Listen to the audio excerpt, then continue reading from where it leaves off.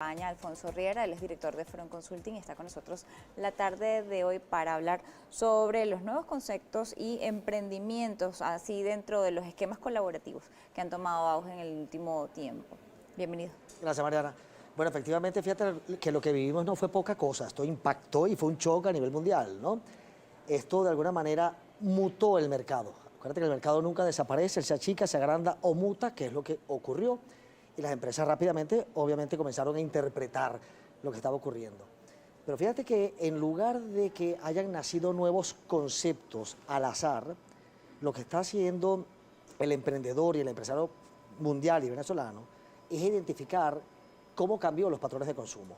Porque el consumidor de alguna manera cambió en prioridad, en monto y en forma. Y comenzó a identificar qué quería el consumidor y cómo lo quería.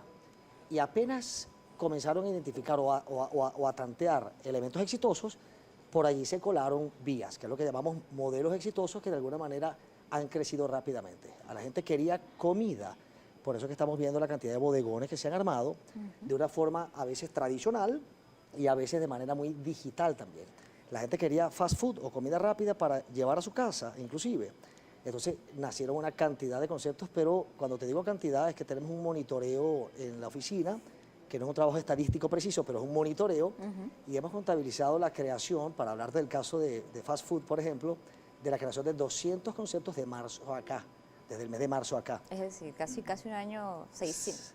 200 conceptos. Así es, por cierto, hay unas características muy particulares que me gustaría comentarte. Una de ellas es la gravitación de la zona Caracas. El 70% de los conceptos los estamos identificando en la ciudad de Caracas, el resto en el interior.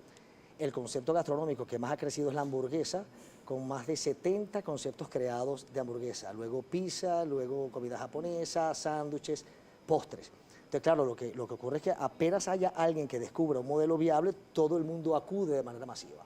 Lo que sí estamos viendo muy interesante es que se está aplicando, y en eso estamos trabajando mucho, es lo que llamamos la economía colaborativa, lo que llaman las réplicas de negocio, que son esquemas como franquicias, pero un poco más ligeras. Es el hecho de que tu primo, tu vecino, tu amigo montó un negocio viable y él quiere crecer y tú también estás necesitado de un modelo de negocio. Así que se dan esos acercamientos para que la próxima unidad la monten en sociedad o la monte el primo que quería montar el negocio. Es lo que llamamos la economía colaborativa o las réplicas de negocios, que ojalá que muchas de ellas que se están dando a nivel, obviamente, en Caracas y a nivel nacional, el concepto que se creó en Caracas se está montando en Valencia, en Maracay, a través de gente amiga de esta forma, esas logren formalizarse, llevar un elemento de escalada y convertirse en futuras franquicias de manera formal, de manera estable y de manera sustentable. Ahora, el hecho de que se estén dando tantos conceptos en el área de gastronomía, pero de comida rápida, que se replique eso que acaba de señalar, si hay alguien que tiene un modelo exitoso, voy inmediatamente lo replico. ¿Qué efectividad puede tener eso en el tiempo? ¿Efectivamente va a crecer o se va a mantener el primero que tuvo la idea inicial o el que sea o se adapte más a las necesidades de la sociedad o a inventar algo diferente efectivamente que lo diferencie del resto? Sí, fíjate que te nombré el ejemplo de comida rápida, pero no es el único ejemplo. Fíjate que los sectores que han venido creciendo, bueno, es lo que la gente está necesitando. Comida, sin duda alguna, salud y elementos de tecnología. Posteriormente la gente se comenzó a identificar que, bueno, que había que arreglar los carros. Entonces se activaron los talleres, se activaron los elementos de repuesto, también los elementos de decoración, maquillaje, estética, y comenzaron a activarse también. Lo que ocurre en estos casos es que en épocas de impacto económico, de crisis, cuando apenas haya una rendija viable, todo el mundo acude masivamente. Y a veces hay una sobreoferta, es decir, si la hamburguesa está dando resultado, a lo mejor que habían 25 o 30 conceptos, pero hay 70. Obviamente el mercado se sobresatura y va a llegar un momento en donde se estabiliza, no todas van a llegar, sin duda alguna.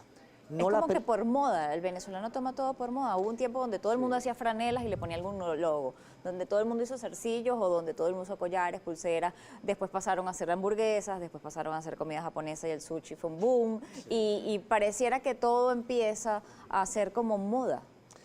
Yo creo que más que moda, Mariana, es que como son viables, la gente persigue el éxito. Y ante una necesidad, obviamente, y un achicamiento del factor consumo, el factor económico, el mercado en sí, entonces tú observas lo que está dando resultados. Si está dando resultado la franela, tú te atreves a hacer franela. Si está dando resultado la hamburguesa, obviamente tú te atreves a hacer hamburguesa, y no solamente tú, sino un gentío adicionalmente. Claro, eso puede que ocurra en una sobresaturación de que nazcan mucho más conceptos de lo que el mercado podía albergar y luego equilibra. Algunas desaparecerán, otras se fusionarán y quedarán las que son, las más competitivas y las más creativas, pues, ¿no? Bien, nos corresponde hacer la pausa y al regreso vamos a seguir conversando sobre este tema. Continuamos en Noticias Globovisión Economía, estamos conversando con Alfonso Riera, director de Front Consulting. Hablábamos en el segmento anterior sobre lo que ha estado imperando en este último año y cómo crecieron una cantidad de conceptos desde marzo del año pasado, cuando inició la pandemia en el país, hasta el momento. ¿Y cuándo? ¿Cuándo puede llegar ese proceso de que se decantan por las opciones que efectivamente son viables? Sí, fíjate que lo que te estaba comentando es que cuando hay momentos de crisis, todo el mundo está observando y necesitado. Y apenas alguien descubra un nicho, por ahí lo sigue un gentío o mucha gente. Por eso los conceptos exitosos suelen ser perseguidos y repetidos. Entonces no en vano cuando se crea un concepto exitoso de salud, van varios. Se crea un concepto exitoso de bodegón, que se crean varios y posiblemente masivamente. Llega un momento en donde a veces la oferta es sobreofertada hasta que luego el mercado dice, bueno, estas son las que tenían que quedar. Y empiezan a veces a desaparecer o a veces a fusionarse hasta que quedan las que son, pues, ¿no? ¿Qué sectores se están moviendo preponderantemente? Que te comentaba, alimentos, salud, tecnología, algunos temas de servicio también, y entre ellos también el tema del delivery. ¿Por qué? Porque nos encerramos en casa y la gente quería obviamente que el producto te llegara a tu hogar, a tu destino. Y no teníamos cultura de delivery. Fíjate que Venezuela era el país de Latinoamérica con el menor índice porcentual de venta al retail de delivery, que no llegaba al 1%, era 0.5%. Por cierto, República Dominicana era el mayor, que llegaba al 20% prepandemia. Ahorita llegó a ser hasta el 80-90% porque el otro era pick-up. Entonces, bueno, comenzaron a crearse empresas de delivery y hoy día en el monitoreo que estamos haciendo nosotros en el grupo, estamos contabilizando 30 empresas de delivery. ¿Caben 30, Mariana? Bueno, no lo sabemos, a lo mejor no, a lo mejor esto es un mercado para 15 empresas, pero todo el mundo persiguió el modelo porque era viable. Entonces suele crecer la ola, luego equilibra la ola. ¿Cuántas terminan quedando? Bueno, a lo mejor las que debían, el 10, 12, a lo mejor terminan fusionándose o algunas desapareciendo. ¿Hay algún concepto dentro de esto que llame la atención, que sea diferente, que tenga algún elemento diferenciador dentro del resto? Sí, fíjate que los conceptos que al final van a terminar manteniéndose son los que aplican diferenciadores, los que aplican creatividad, innovación y particularmente en las empresas de delivery, bueno, llegaron las grandes por primera vez, porque todas eran venezolanas en un 100%, pero comenzaron a llegar ya 2 extranjeras y bueno, cambian las reglas del juego también en la dimensión y la dinámica. Pero hay una muy particular, por darte un ejemplo, hay 30 empresas, algunas regionales y unas hasta sectorizadas. Hay una empresa que no mencionamos el nombre, pero todas las operarias de la empresa de delivery son mujeres, absolutamente todas. No operan en moto, sino en automóvil. Bueno, esa tiene un diferenciador, a lo mejor entonces tú te enganchas con ella y comienzas a usarla y a pesar de que tengas 30 opciones, te vas por esa. Eso por nombrarte algún ejemplo, otros temas de tecnología, otra la cantidad de medios de pago y así sucesivamente en todos los sectores. Quienes se mantengan serán los innovadores y los que apliquen diferenciadores. Hemos visto que algunas de ellas solo aplican pagos en dólares, por ejemplo. En este caso de las mujeres quizá aplican la confianza que puede haber dentro del caso de una mujer que genera más confianza, que no viene en una moto. Bueno, una cantidad de elementos que quizá juegan dentro del mercado. Esto habla algo sobre el patrón de consumo del venezolano que se está enfocando o lo poco que tiene o lo que le queda libre lo utiliza para comer. ¿Y ese es su disfrute? Sí, fíjate que los patrones de consumo también se impactaron radicalmente y el consumidor mundial y venezolano comenzó a priorizar. Y esa prioridad obviamente te marca la pauta los elementos que estábamos conversando justamente. Alimentación preponderantemente, por eso lo que tú estás viendo en la calle a nivel nacional, con un factor de Caracas de manera marcada, son bodegones, mini mercados, supermercados y conceptos de comida ya preparada.